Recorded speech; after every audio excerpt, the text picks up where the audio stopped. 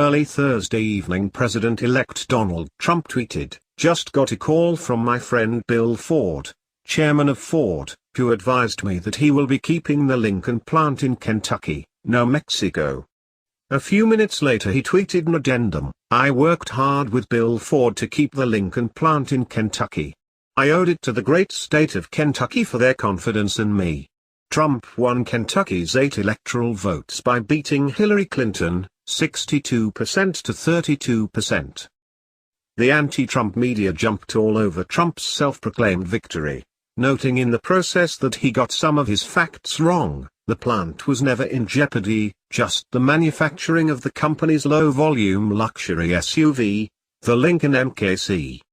On Friday morning, Ford tweeted back the correction: "Louisville plant wasn't moving, MKC was.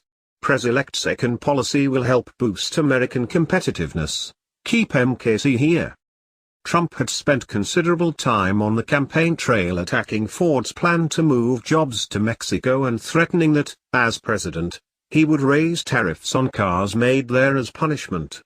This would also effectively terminate NAFTA, the so-called North American Free Trade Agreement, NAFTA. Now, Bill Ford is Donald Trump's newest best friend, working together for the common good. In a statement to that effect, Ford said, "We are encouraged that President-elect Trump and the new Congress will pursue policies that will improve U.S. competitiveness and make it possible to keep production of this vehicle, the MKC, here in the United States.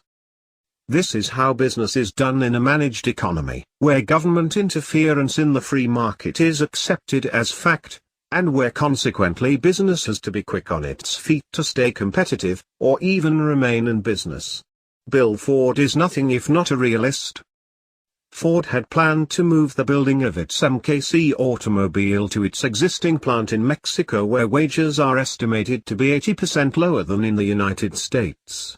That would allow the company to keep all 4,700 workers in its Louisville plant employed by expanding production of its low-cost, high-volume Focus automobile. It had done the math before Trump's surprise victory, and it made sense, like in dollars and cents. Labor costs make up between 10 and 15% of the cost of the MKC, and moving its production to Mexico would increase the company's profit margin on it considerably. Along came Trump and his surprise victory last week. That changed the math.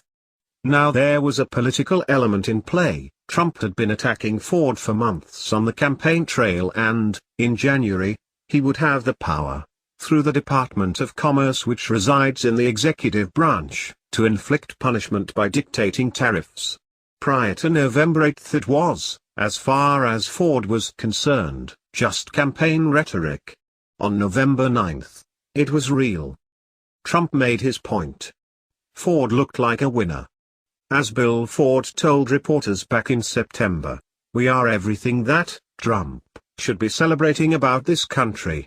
We pulled ourselves up by our bootstraps, we paid back our borrowings, we are healthy again, we've been adding jobs in the U.S. and we are the largest manufacturer of cars and trucks in the U.S. Some think it's just a little early for President-elect Trump to be throwing his weight around. Others think Ford is doing what any company operating in a mixed economy, that is, government intervention in the free market, would do, adjusting to the new reality even before it becomes a reality. Ford readjusts its manufacturer's suggested retail price sticker on its luxury MKC a little, and MKC production stays in Kentucky.